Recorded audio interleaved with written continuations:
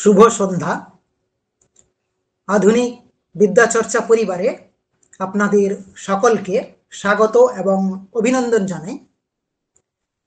আমরা আজকে সমবেত হয়েছি মূলত একটি বিশেষ উদ্যোগ নিয়ে। কি সেই উদ্যোগ? আমরা গতকাল সকালে আমাদের বিভিন্ন সোশ্যাল মিডিয়া সাইটে অর্থাৎ ফেসবুক এবং হোয়াটসঅ্যাপে আমরা বিষয়টি কিছুটা জানিয়েছিলাম। আজকে সেই বিষয় নিয়ে বিস্তারিত একটু আলোচনা করছি। আমাদের বেলুড় মঠের আধুনিক বিদ্যাচর্চা প্রতিষ্ঠান থেকে একটি বিশেষ উদ্যোগ নেওয়া হয়েছে, যেটি সারা পশ্চিমবঙ্গের বুকে সমস্ত সংস্কৃত ছাত্রছাত্রীদের উপকারে আসবে। অর্থাৎ সমস্ত বিশ্ববিদ্যালয় এবং কলেজের ছাত্রছাত্রীরা এই বিশেষ উদ্যোগের দ্বারা উপকৃত হবে সংস্কৃত বিষয়ে। কি সেই উদ্যোগ? আগামী দুর্গাপূজা অর্থাৎ শারদীয় উৎসবকে লক্ষ্য করে আমরা ছাত্রছাত্রীদের জন্য একটি উপহারের ব্যবস্থা করেছি। কি সেই উপহার? না, শারদ সম্মান 2024-এর উপহার। শারদ সম্মান উপহার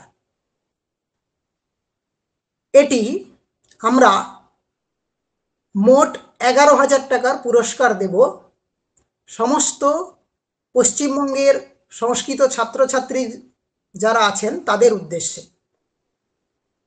মোট 11,000 টাকা পুরস্কার।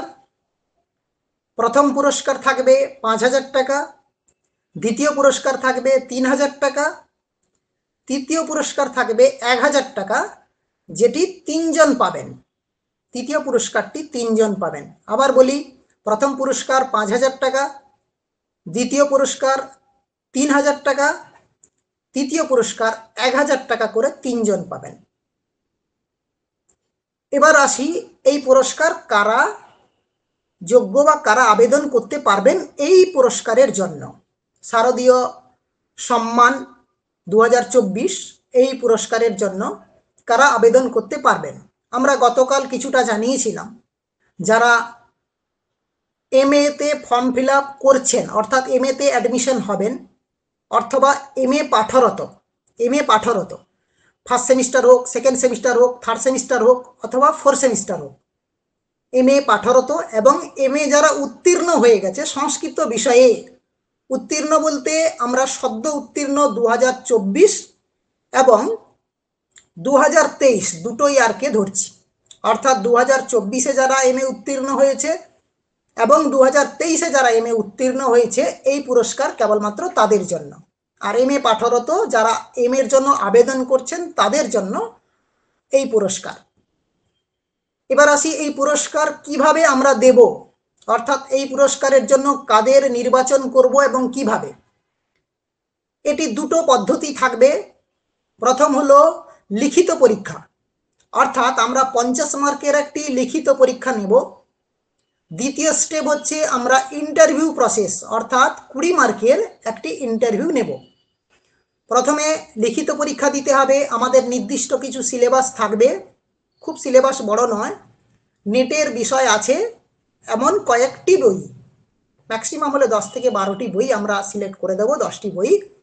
সেই 10টি বই থেকে 50 মার্কের প্রশ্ন আসবে। এই গেল লিখিত পরীক্ষা। এবার লিখিত পরীক্ষা থেকে যারা উত্তীর্ণ হবে তাদেরকে আমরা টোটাল পুরস্কার দেব 5 জনকে। অর্থাৎ লিখিত পরীক্ষায় আমরা মোট 10 থেকে 12 জনকে সিলেক্ট করব।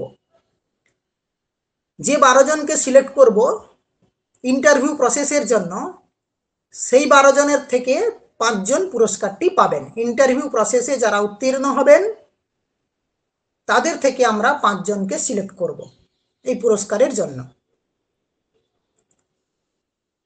এবার আসি, এই পরীক্ষাটি কবে হবে এবং কিসে হবে জানিয়ে রাখি। আমাদের আধুনিক বিদ্যাচর্চার যে ডিজিটাল অ্যাপ আছে ওই অ্যাপেই হবে।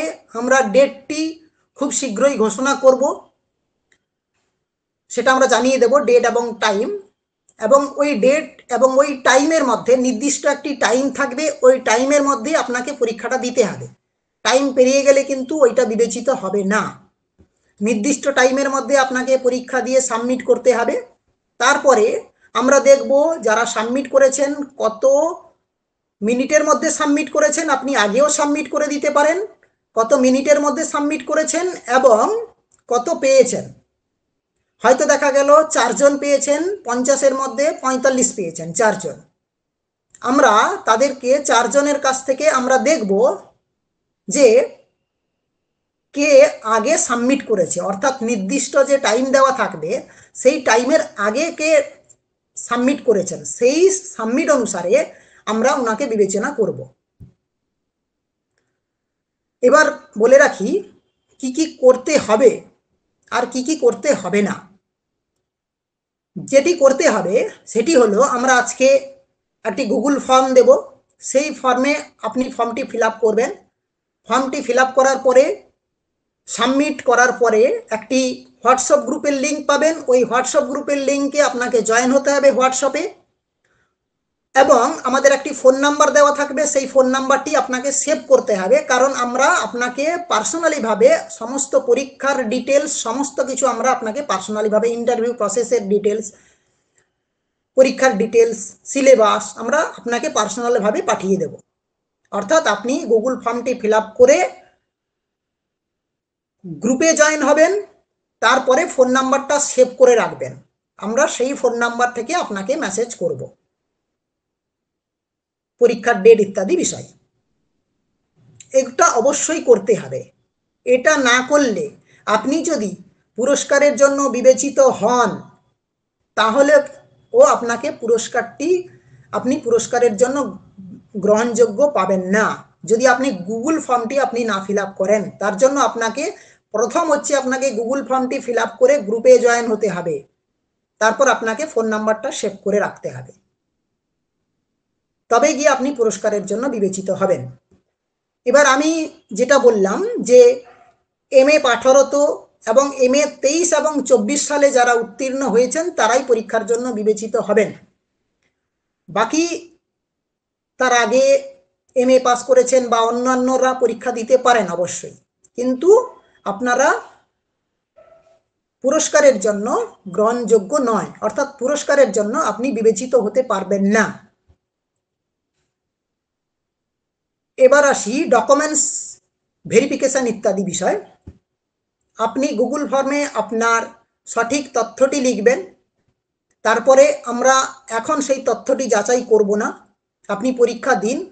পরীক্ষা দেওয়ার পরে আপনি যদি ইন্টারভিউ প্রসেসের জন্য আপনি উত্তীর্ণ হন, অর্থাৎ ইন্টারভিউ প্রসেসের জন্য আপনি যদি বিবেচিত হন, তাহলে আমরা আপনার কাছ থেকে, অর্থাৎ আমাদের টিম আপনার কাছ থেকে ডকুমেন্টস নেবে। তারপরে আপনার যদি ডকুমেন্টস ঠিক থাকে আপনি ইন্টারভিউ প্রসেসের জন্য নির্বাচিত হতে পারবেন। এই গেল পরীক্ষার পদ্ধতি এবং কি করা উচিত ইত্যাদি বিষয় নিয়ে। এবার আসি নিয়ম।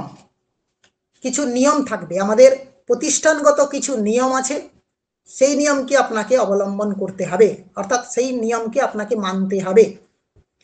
সেই নিয়ম হচ্ছে, আমরা যেহেতু বিশ্ববিদ্যালয় এবং কলেজে, যে সমস্ত কলেজে MA পড়ানো হয় তাদের জন্য এই পুরস্কারটি করছি, সেক্ষেত্রে আমরা প্রতিষ্ঠানগতভাবে সিদ্ধান্ত নিয়েছি যে একটি প্রতিষ্ঠান থেকে, অর্থাৎ একটি ইউনিভার্সিটি বা একটি কলেজ থেকে যে কোনো একজনই পুরস্কার পাবেন। সেটা কীরকম?